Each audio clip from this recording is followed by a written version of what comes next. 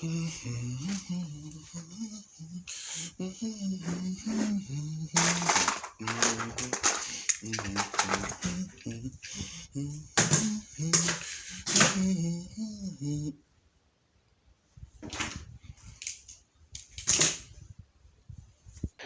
à tous, ici Playmaker, et aujourd'hui, oui, déjà, on se retrouve pour cette vidéo qui est la dernière review de Super King, avec les épisodes 49 sortis la semaine dernière et 50 sortis ce matin, qui sont la demi-finale entre les frères Asahi et Walter Hamtaro.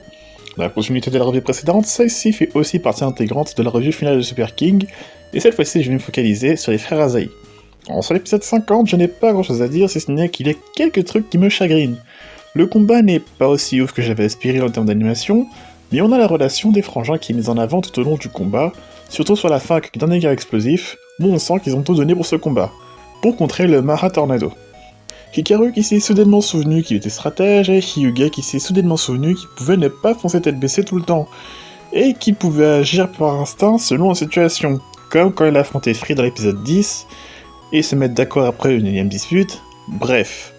Très clairement, de ce côté-là de leur développement, rien de nouveau, c'est juste répéter les trucs qu'on savait déjà, et très clairement ça se sent depuis quelques épisodes qu'ils savent plus quoi faire des frères Asahi.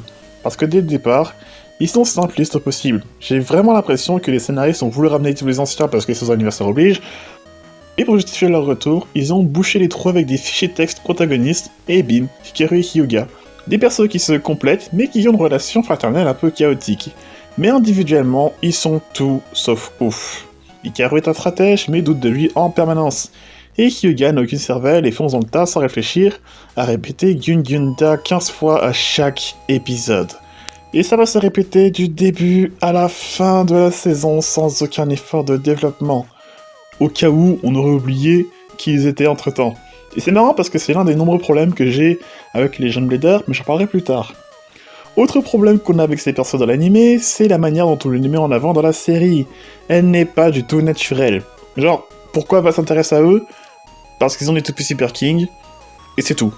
Dans le manga, ils ont des toupies Super King aussi, mais dès le début de leur histoire, on te fait bien comprendre qu'ils sont aussi lambda que les 898 autres Bladers qui eux aussi ont pour objectif de surpasser les légendes.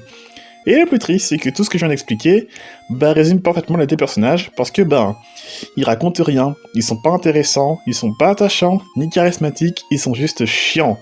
Et je ne peux pas donner tort aux personnes qui se plaignent de ces persos, parce que, quel intérêt il y a à suivre des protagonistes qui racontent rien? Rien en fait. Et pour moi, ce n'est pas le plus gros problème de cette saison. Mais négliger autant les personnages principaux, c'est juste incroyablement con.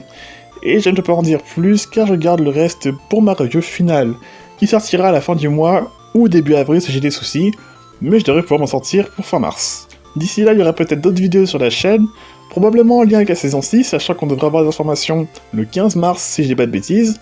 Cette review est déjà à présent terminée, et je vous dis à la prochaine pour la review finale. Tchuss!